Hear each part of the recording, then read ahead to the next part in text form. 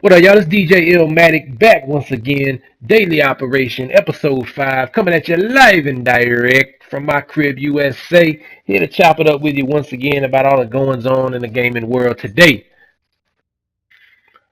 Start off hollering at y'all about the games I played this week. And the first one we're going to speak on is Apotheon. That's the game you're checking in the video right now. It's one of the free games for PlayStation Plus members this month, so check it out because the price is right.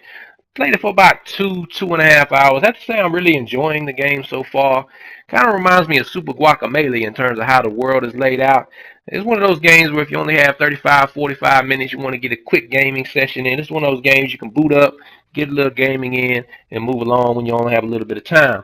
Also spent more time playing Dying Light. Once again, I highly recommend Dying Light to anyone who hasn't checked it out so far. I'm loving the game. One of my early concerns about Dying Light was the control scheme. I was didn't really like it all that much. That being said, as I've played it more and more, I've grown accustomed to the control scheme, so it's not even something I think about anymore.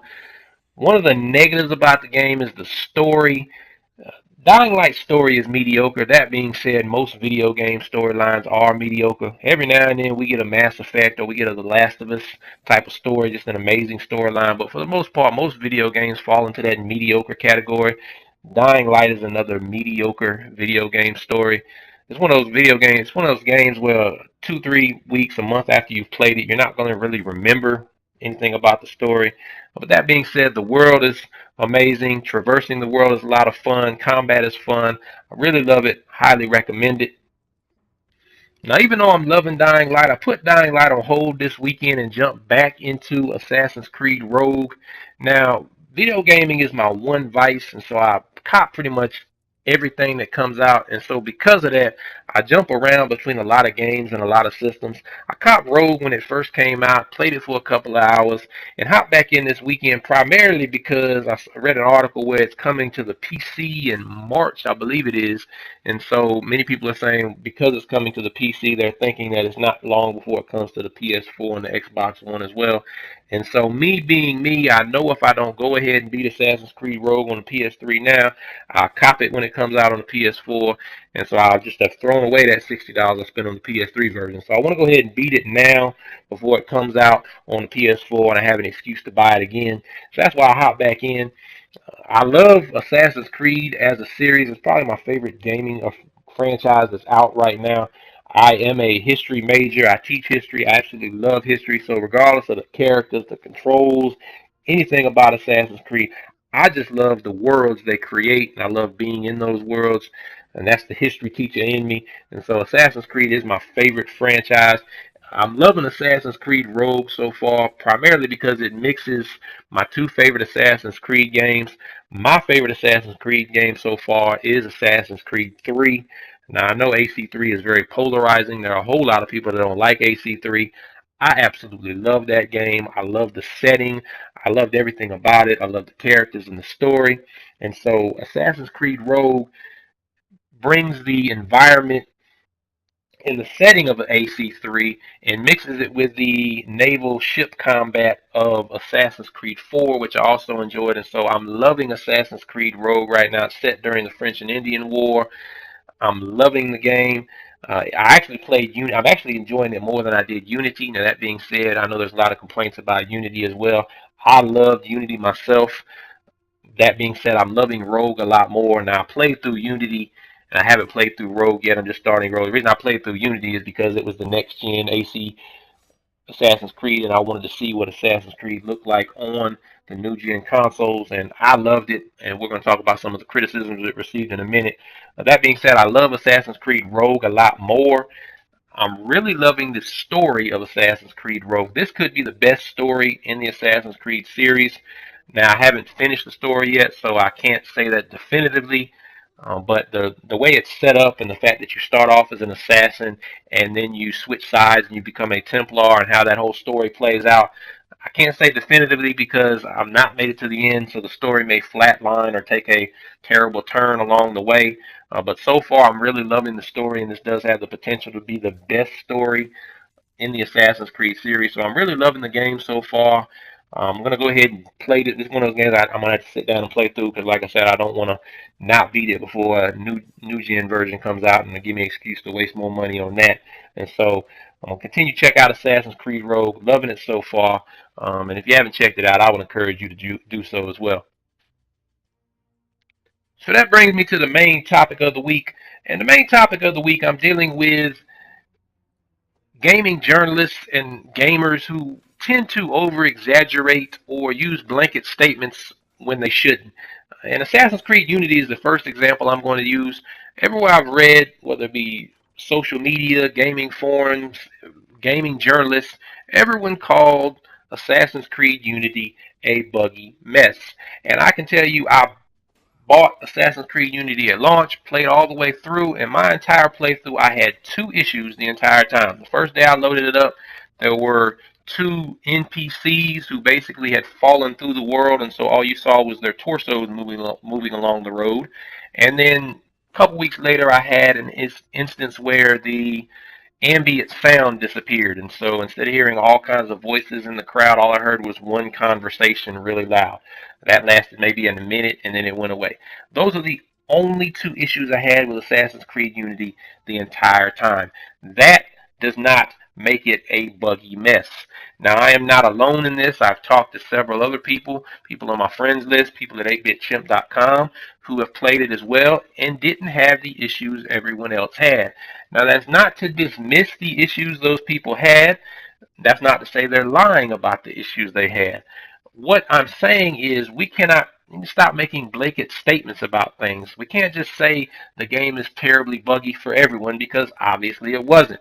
Now, I'm not a game designer, a game programmer. I have no clue why the same exact game on the same exact system would play entirely different for two different people. I can't speak to that. But I do know that they do. And so you can't say Assassin's Creed Unity is a bug mess because there are plenty of people, me included, who didn't have any problems with the game. And it's not just gamers who make these statements. I was watching, or excuse me, listening to Podcast Unlocked, I think 2 weeks ago, and they mentioned South Park Stick of Truth. And I'm paraphrasing here. I'm not sure exactly how the conversation went, but someone asked, "Did you play it on the 360?" Or I hoped you played on the 360 and not the PS3 because the PS3 was unplayable. Or the PS3 version of South Park Stick of Truth was unplayable. And when I heard that, once again, that's a blanket statement that is not based on any facts or not rooted in the facts because I played South Park Stick of Truth on the PS3 and had absolutely no issues whatsoever. And so for a gaming journalist to make a blanket statement like this, I think it's not good journalism, okay? It's amateurish if you ask me. And if you want to say you had issues with it on the PS3, that's fine. If you want to say you know a lot of people who had issues with it, that is fine. But to make a blanket statement that it was unplayable is just completely and totally inaccurate because, like I said, I played it on my PS3. I didn't have any issues whatsoever.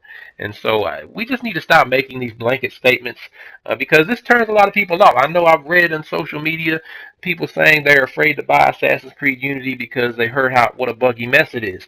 And you can't say that for everyone because, like I said, I didn't have issues. And so it's not really fair to turn gamers away from a game just because you had issues, especially when it's not everyone dealing with these issues. And this is in contrast to something like Drive Club. From what I understand, and I never played it because I didn't buy it, I'm like everyone else, I'm waiting for the free version.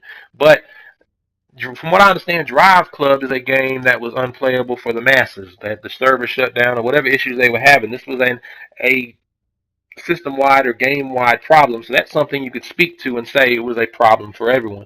But you can't always say that. And so we just need to be careful as gamers and as gaming journalists to make sure we speak actual and factual and not just make a blanket statement to cover everything when we might not necessarily be right in saying those things.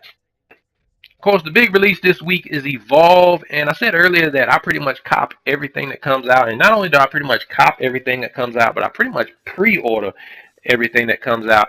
And Evolve is one of those rare games that I'm not going to cop on release day, and I did not pre-order. Now, I wish I could tell you why, but I can't. I didn't play the alpha or the beta, and I'll be honest with you, I really don't. Normally I don't mess with alphas or betas. I have way too many games as it is. I have games I paid good money for that I haven't played. My backlog is ridiculous, and so I just can't bring myself to play a game I didn't spend good money for when I have all these games sitting here I paid for and need to play. Especially considering a lot of times I know I'm going to buy the game anyway, and so there's no need for me to play the beta. That being said, I did watch some live streams of the beta, and I can't put my finger on it, to be honest with you. I just don't know what it is, but Evolve just doesn't really interest me at this point. And that's not to say I won't cop it in the future. I am going to look at the reviews, look at some Let's Plays, some quick looks, some live streams, and I may change my mind, get a little feedback from my friends. But as of right now, I'm not going to cop Evolve, and that's a rare thing for me to not cop a game at launch. Like I said, I can't put my finger on what it is, and like I said, that's not to say it won't be a great game. It's not to say people won't have a ton of fun playing it. It's not to say I might buy it in a week or two, but for whatever reason, Evolve hasn't really got me excited. For instance, in contrast, the Order 1886, that game has me super excited. That's a day one purchase for me. I've already pre-ordered it.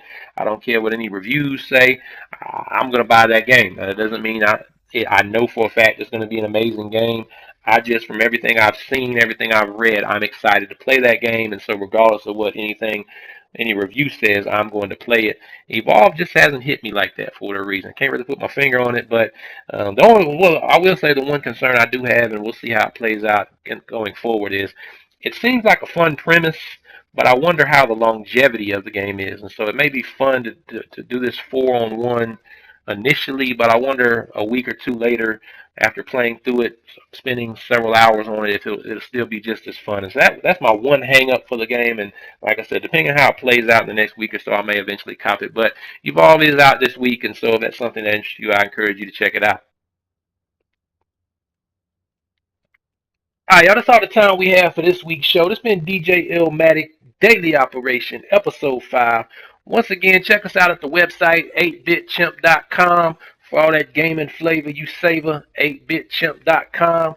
Once again, check me out on my YouTube channel. Like my videos, subscribe to the channel, DJ underscore Illmatic. Holla at me in the comments, let me know what you're thinking.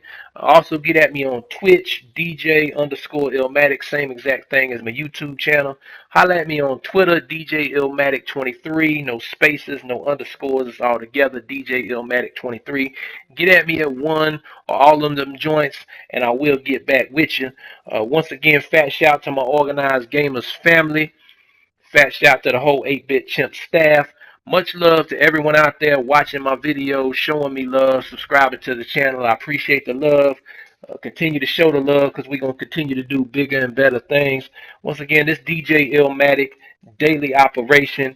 We'll be back at you next week, y'all. And once again, if you're not having fun gaming, you're doing it wrong, people. I'm out of here. One.